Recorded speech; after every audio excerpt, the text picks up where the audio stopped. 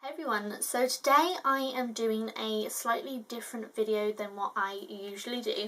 I've never done a video like this before, but basically I have a photo shoot coming up which is with my nephew and my niece. My sister is wanting to get the whole family together to do like a photo opportunity. So I am filming this video to sort of let you know the tips that I use and the tricks that I use when I am getting ready for either a photography shoot or to have photos taken. So I have made loads of notes in this notebook that I am going to sort of list and read to you. This makeup look that I am wearing in this video, I have actually filmed a tutorial for it, and that'll be coming up in the next video or the one after that. It'll be coming up soon. So these are my tips and tricks on how to look most flattering and, you know, most like yourself in pictures. The thing that I sort of tend to follow the most, or the first thing that I think of, is the lighting. You want to apply your makeup in a well lit area. You know, it can be like what I do, artificial lights and natural light. It can be just natural light. If you apply your makeup in natural light and it is sunny, then you know you're going to look good when you are out. You know, if you are applying your makeup in quite a shadowy, dark lit area, then you can end up leaving the house and be like, oh, I haven't applied enough of this, or I haven't done this, or I haven't, you know. It's a lot easier to get your makeup looking perfect when you have a well lit area. And like I said, natural light is probably one of the best lights that you can use.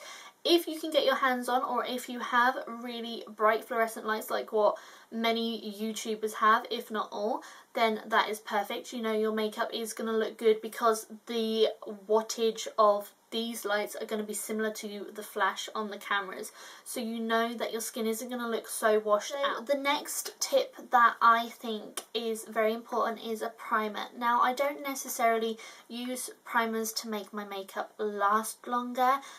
When you are taking a photo or when you're having a photo shoot, you want your makeup to look as natural as possible. So I don't always think that layering loads of primers on top of, you know, things to make it last long, it can cake up and it doesn't look nice sometimes. So one of the main reasons why I use a primer, and I use like a light layer of primer, I sort of mix two together, but it is to blur my pores more than anything else. So I use the Porefessional by Benefit, which is a pro balm to minimise the appearance of pores. So I use a specially targeted primer to minimise my pores. And then I also, because I have very oily skin, I also use a little bit of the Avon Magix primer. I'm nearly out of this. This is a really good primer if you have oily skin. It makes your skin really smooth and soft. The only thing that I would say is that it can sometimes show up dry areas on your face, because even though people with oily skin, they can still have certain combination areas of their face, which I do, which is normally here around my nose. If that happens, you can fix that with a setting spray. You can, you know, apply some Fix Plus or a setting spray onto a duo fibered brush and just sort of dust over the areas. It adds just a little bit of moisture without taking too much of the makeup or your foundation away from that. So another thing about primers, before I get onto foundation, primers, you don't want to use one that contains an SPF. SPF in products, you know, although they are good to use during the day because you are protecting your skin from the sun's rays, it is going to give you this glow and it's going to lighten your skin and it's going to wash you completely out because the flash picks up on it and reflects it. So you're going to get this halo glow around your face. So if you are having, you know, photos for a wedding day or you are having a photography shoot, please stay away from SPF in primers and foundations. For a foundation, you want to go for a matte to natural finish. You don't really want to go for a dewy finish because for most photos it's going to look very oily, very shiny. So you want to go for more of a matte finish. The one that I really like is the Revlon Colour Style. Now this is the combination to oily skin. and it is rather thick. What I do is I shake it up really well, put it on the back of my hand and really work it so it gets a lot runnier. You can also mix this in with your primer and it will go on a lot sheerer. If not, the normal to dry skin formula is a lot easier to work with, so I have been told. So that is a really good one. It's going to give you a matte to natural look to your skin, and it's also long wearing. You want a foundation which is long wearing. You don't want to keep worrying about touching up your skin. For setting powders, now a lot of people, you may have seen like celebrities that have had that white glow underneath their eyes, and a lot of people, you can see they're very caked on. One tip that I will say is stay away from loose powders unless you can really buff them in, blend them into your skin well. Even when you have blended them in really well, your skin can sometimes still look very cakey in the photo.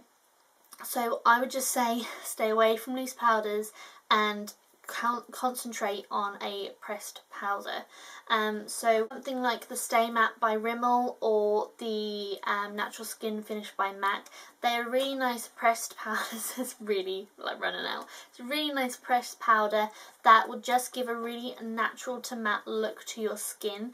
And you know, these are easy to take along with you for touch-ups if you need. In flash photography, the flash can really wash out the pigmentation in your face.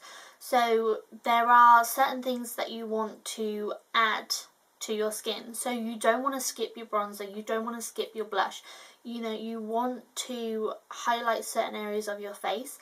That is okay, as long as you set it with a powder and it's not going to be really shiny and the flash isn't going to just bounce off from that areas and look really ghostly scary. One thing you never want to forget about is your eyebrows. Your eyebrows frame your face. If you need to go ever so slightly a shade darker, then it might look a little bit unnatural when you are just in natural light, but when the flash hits your skin, it's going to blend in and it's going to look a lot more natural than if you just skipped powder completely. One thing that you can check before having like professional photos or on your wedding day is use your camera on your phone. The flash on a camera phone is very unflattering, so if your makeup looks good in that photo, it's going to look good from a professional camera. Now, professional cameras are HD cameras, so they're going to pick up any imperfections. So, you know, use your foundations, use your concealers. You may have to apply makeup heavier on a day where you are having flash photography. It may feel like you're wearing a lot, but to the camera it is going to look a lot more natural and a lot more flattering than if you have, you know, big red areas that are being picked up by the flash and by the HD of the camera. One thing about blush is, although you do want to use blush, you want to go for more of a matte or a very light shimmer finish. You don't want to go for any frost because that is going to really pick up on the HD camera and with the flash, and it's just going to be like this big beacon just shining at the camera. For eyeshadows, again, you want to stick to more of the matte to shimmer looks. For this look, I used a lot of matte colours and just applied a bit of a shimmer to the eyelid, especially focusing on the middle of my eye.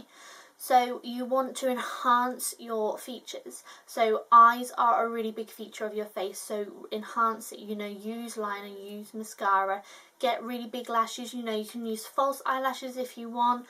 I actually don't mind just my natural eyelashes. I think they're big enough and long enough as they are. But yeah, you know, don't be afraid to use false eyelashes or a lot more liner than you normally would. If you want to pick out a feature on your face, then concentrate more on that feature. So like I've put the matte shadows in the crease to add more definition to my eye, because a photographer is taking a photo of a 3D image. So obviously we can see definition, you know, we know that we are 3D, but it is turning that 3D object into a 2D object. So by adding definition to our eyes, we are creating that crease. So in the photo we can see the crease and we can see the definition to our eyes. So I have used matte colours in the crease, which is going to, you know, pick out the definition and really enhance our eyes. And then I've used the shimmery shade on the eyelid. I used Vanilla Pigment by MAC, and that just really has beautiful shimmer to it. That's really going to catch on, you know, the photography and really enhance our eyes. It's not a frost. You don't want to use a frost, but you want to keep that shimmer to the middle of your eyelid and just on the eyelid. You don't want it in the crease. For lips, you want a sheen or a gloss. You don't really want a matte lip because that isn't going to show the definition. It's just going to look very flat. When you add a sheen or a gloss to your lips, they're going to look 3D and it's going to add some more definition to your look. For a photo, you can go all out with your contour if you want. If you want just more of a natural look, then just an ever so subtle contour will be fine. I used my Soletan de Chanel with a Bobbi Brown kabuki brush, buffed it into my skin to add a nice all over bronze glow, and then just focused a little bit more just under my cheekbones just to add a little bit more definition. You know, you want to look like yourself in the photos. If it is a wedding or a prom makeup that you're going to be photographed, you want to look like yourself, but just, you know, a better version of yourself. You want to look natural, you don't want to look overdone, and you don't want to look very fake.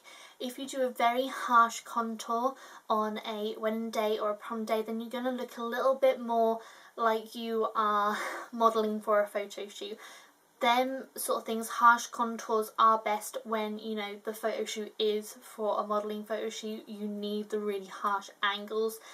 When it is a photo shoot just as a family or for a wedding day or a prom or any sort of situation like that, you just want to look like yourself but just better. So I hope that this video has given you like just a few little tips and tricks.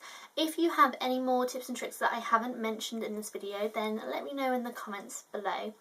And if you want to see how I did this makeup look for this video, then I will be posting the video. I'll be posting it probably next. So yeah, so I hope this has helped you.